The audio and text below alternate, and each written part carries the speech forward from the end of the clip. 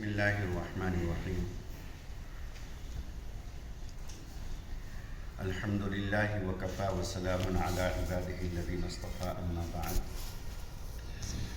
فعن ابی ہریرہ رضی اللہ تعالی عنہ قال قال رسول اللہ صلی اللہ علیہ وسلم لا يرد الدعاء بین الاذان والاقامہ قالوا ماذا سألنا یا رسول اللہ قال صلی اللہ العافیۃ فی الدنیا والآخرہ او کما قال سیدنا محمد صلی اللہ علیہ وسلم۔ عزیز طلباء، معزز سامعین، رسول کریم صلی اللہ علیہ وسلم کی ایک حدیث میں نے اس مناسبت سے آپ کے سامنے تلاوت کی کہ دنیا کے جس قدر افراد ہیں، چاہے وہ اولیاء کا طبقہ ہو، علماء کا طبقہ ہو، ناخواندہ ہوں، دنیا دار ہوں، دیندار ہوں، متمول اور مالدار گھرانے سے تعلق رکھتے ہوں یا غربت اور تنگ دستی میں زندگی گزارتے ہوں، تقریباً سبھی کی زندگی کو اگر دیکھا جائے تو ہر ایک کی زندگی میں قسم قسم کی پریشانیاں، قسم قسم کی آزمائشیں اور امتحانات ہوتے ہیں۔ بس فرق اتنا ہے کہ بعض لوگوں کی زندگیاں امتحانات سے دوچار ہو کر کے بن جاتی ہے اور بعض کی اور زیادہ خراب ہو جاتی ہے، بگڑ جاتی ہے۔ اگر امتحانات، آزمائش آئیں اور ان آزمائشوں میں پڑھ کر کے اللہ کی قربت حاصل ہو جائے، بندہ اللہ کے قریب ہو جائے، تو سمجھ لیجئے گا کہ وہ اللہ رب العزت نے امتحان میں اس لیے ڈالا تھا تاکہ میرا بندہ میرے قریب ہو جائے۔ اور اگر وہ اللہ سے دور ہو رہا ہے، انابت اللہ اور خشیت اللہ اور اللہ تعالیٰ کی قربت اسے حاصل نہیں ہوتی، تو بچوں سمجھ لینا کہ یہ اس بات کی دلیل اور اس بات کی علامت ہے کہ یہ اس کے گناہوں کی سزا ہے۔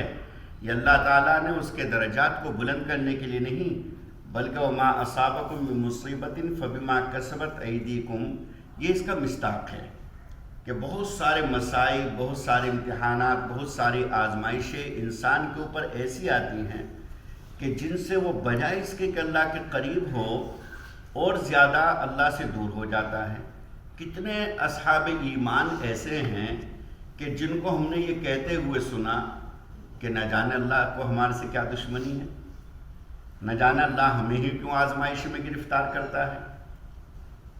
وجہ یہی ہے کہ ان کے گناہوں کی سزا ہے، اور اگر وہ اللہ کی قربت اس کو حاصل ہو رہی ہے، اللہ تعالیٰ کے اور زیادہ قریب ہو رہا ہے، تو سمجھ لینا کہ یہ اللہ کا اس کے اوپر انعام ہے، یہ اس کے لیے امتحان اللہ کی طرف سے آزمائش ہے۔ اور حدیث میں آتا ہے کہ اشد الناس ابتلاء الانبیاء، کہ سب سے زیادہ آزمائش میں اگر کوئی رہا ہے تو وہ انبیاء کرام کی جماعت ہے۔ اور آگے فرماتے ہیں اللہ کے رسول صلی اللہ علیہ وسلم ثم الامثل فالامثل، کہ پھر وہ جو ان کے راہ کے قریب ہوں اور پھر وہ جو ان کے زیادہ قریب ہوں، یعنی اولیاء کرام کی جماعت اور پھر علماء کی جماعت، یہ پھر ان کے قریب ہوتے ہیں۔ جو جتنا نبی کے طریقے پر ہوگا اس کے اوپر ایسی ہی آزمائشیں آئیں گی۔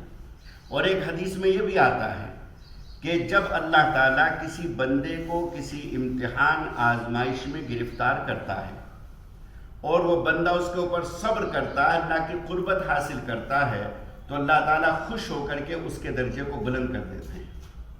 اور اگر وہ اس کے اوپر صبر نہیں کرتا بلکہ شکوے شکایت کرتا ہے، تو پھر اللہ تعالیٰ فرماتے چھوڑو اس کو، یہ اس لائق نہیں کہ اس کو قربت کا درجہ دیا جائے، اس کو چھوڑو، پھر اللہ تعالیٰ اس کے اوپر آزمائشیں نہیں ڈالتا۔ تو یہ جو حدیث میں نے آپ کے سامنے تلاوت کی، یہ اس لیے تلاوت کی کہ ہر آدمی کسی نہ کسی پریشانی اور کسی نہ کسی الجھن میں ہوتا ہے۔ اللہ کے رسول صلی اللہ علیہ وسلم نے ایک موقع پر ارشاد فرمایا کہ لا يرد الدعاء بین الاذان والاقامہ، کہ اذان اور تکبیر کے درمیان جو دعائیں کی جاتی ہیں اللہ ان کو قبول فرماتے، ان کو رد نہیں فرماتے۔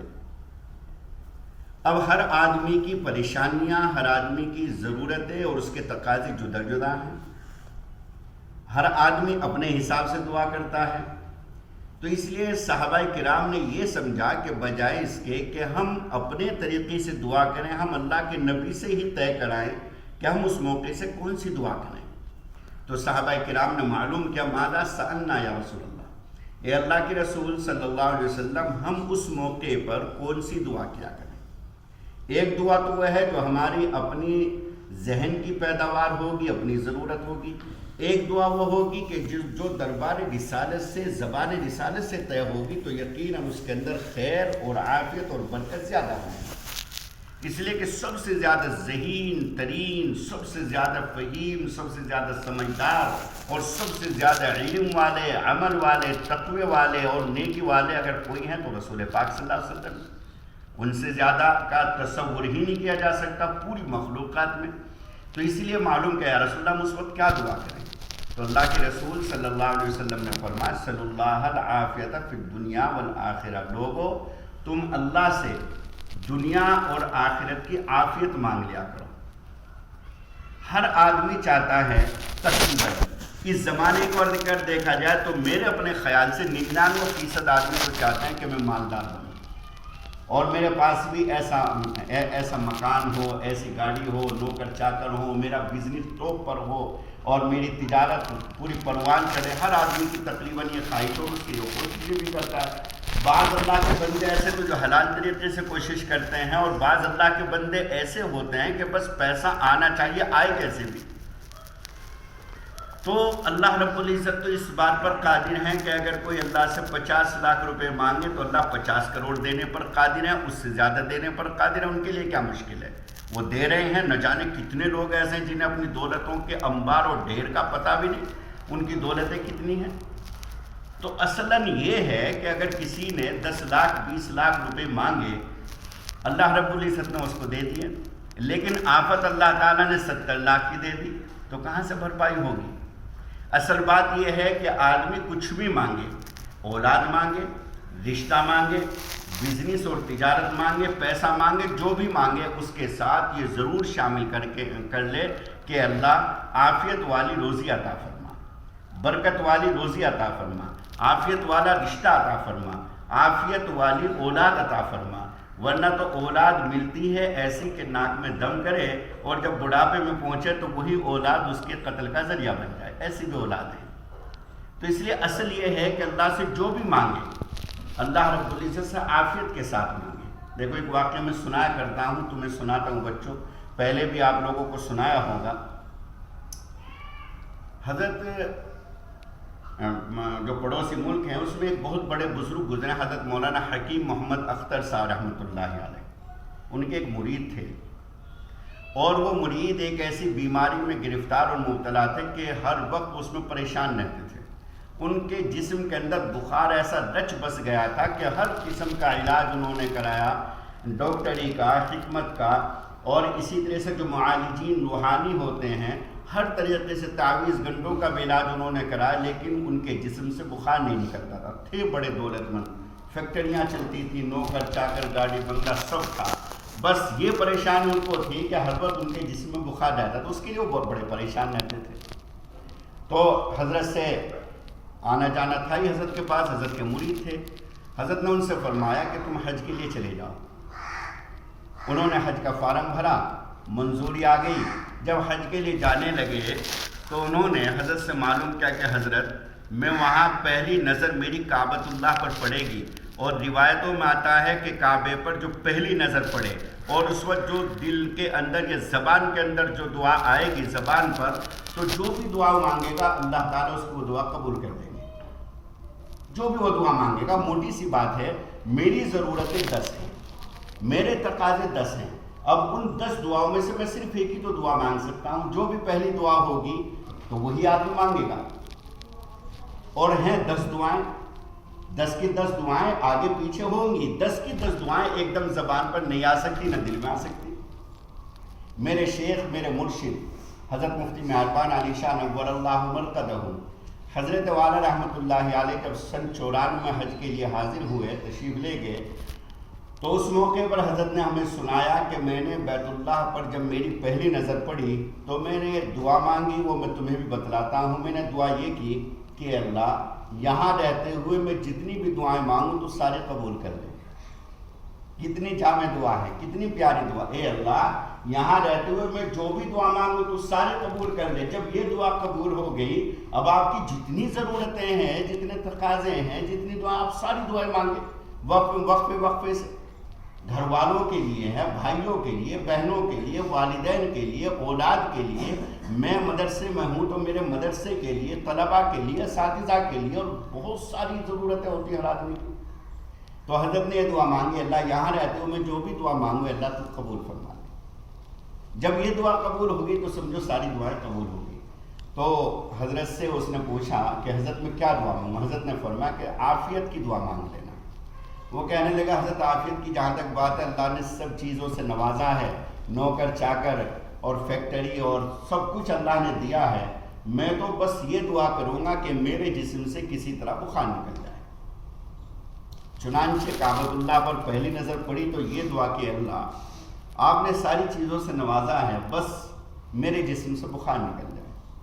کعبۃ اللہ پر پہلی نظر پڑتی یہ دعا مانگی۔ اس کے بعد طواف شروع کیا، طواف کے دوران بھی یہی دعا مانگی، اللہ میرے جسم سے بخار نکل جائے۔ طواف پورا ہوا تو 2 رکعت تحیۃ الطواف پڑھی، اور مقام ابراہیم پر تو 2 دعا مانگی، وہ بھی یہی دعا مانگی۔ زمزم پیتے ہوئے یہی دعا مانگی۔ صفا مروہ کی سعی کی تو صفا پر بھی یہی دعا، مروہ پر بھی یہی دعا۔ اس کے بعد پھر مینا میں پہنچے اور عرفات میں پہنچے، مزدلفہ میں پہنچے، جمرات پر پہنچے، جہاں جہاں بھی دعائیں مانگی جاتی ہیں ہر مقام پر یہی دعا ہے، اللہ آپ نے ساری چیزوں سے نوازا ہے، میرا کسی طرح بخار نکل جائے۔ چنانچہ حج ان کا پورا ہوا، اللہ نے اتنا تندرست ان کو بنا دیا کہ جب واپس آئے تو بڑے خوش و خرم، بڑے حشاش بشاش، اور آ کر کے کہنے لگا حضرت کو کہ حضرت ایسی تندرستی تو میری جوانی میں بھی نہیں تھی جیسی تندرستی اب ہے، بہت سکون محسوس ہو رہا ہے۔ حضرت نے بھی کہا بڑی اچھی بات ہے۔ چند دن گزرے اس خوشی اور اس اچھے پن میں۔ چند دن گزرنے کے بعد ان کے اوپر فالج کا اٹیک ہوا، اور فالج اتنا زبردست ان کو پڑا کہ پورے ملک کے اندر جو اچھے ہاسپٹل تھے کہیں اس کا علاج نہ ہو سکا تو وہ کسی دوسرے ملک علاج کے لیے چلے گئے۔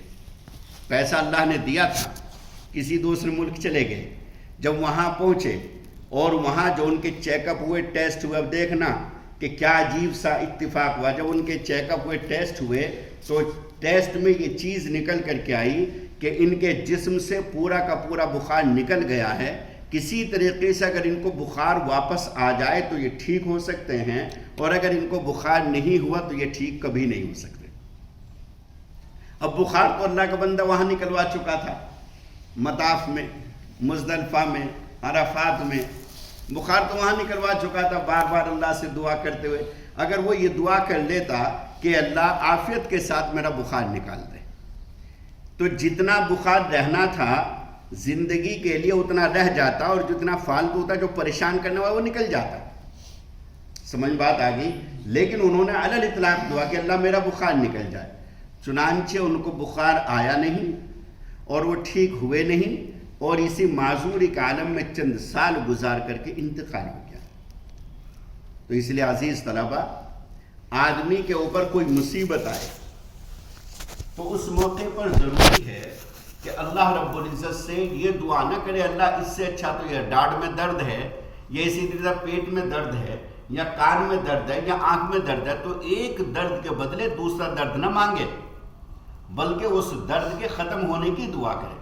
سیدنا یوسف علیہ السلام کو جب مصر کی عورتوں نے گھیر لیا اور زلیخا نے ان کے اوپر ڈورے ڈالے، اور زلیخا نے بدکاری کی دعوت ان کو دی، اور مصر کی عورتوں نے بھی زلیخا کا ساتھ دیتے ہوئے کہا کہ کوئی حرج نہیں، تم جیسے تمہاری مالکن تمہیں کہتی ہے کہ ان کی بات مان لو۔ جب پریشان ہو گئے سیدنا حضرت یوسف علیہ السلام تو کہنے لگے رب السجن احب الی مما یدعوننی الیہ وَإِلَّا تَصْرِفْ عَنِّي كَيْدَهُنَّ أَصْبُ إِلَيْهِنَّ وَأَكُن مِّنَ الْجَاهِلِينَ۔ پروردگار، جس قید خانے کی دھمکی مجھے بار بار زلیخا دے رہی ہے، کہتی ہے کہ یا تو میری بات مان ورنہ تجھے قید خانے پہنچوا دوں گی، بار بار اسی بات کی دھمکی دیتی تھی زبردستی، یا تو میری بات مان یعنی بدکاری پر آمادہ ہو ورنہ تجھے قید خانے پہنچوا دوں گی، بار بار اس کی دھمکی دیتی تھی۔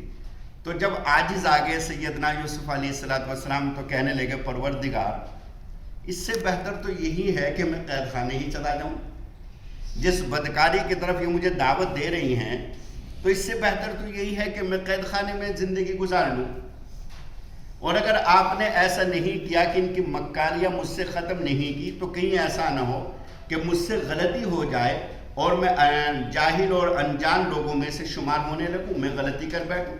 وَأَكُن مِّنَ الْجَاهِلِينَ فَاسْتَجَابَ لَهُ رَبُّهُ فَصَرَفَ عَنْهُ كَيْدَهُنَّ۔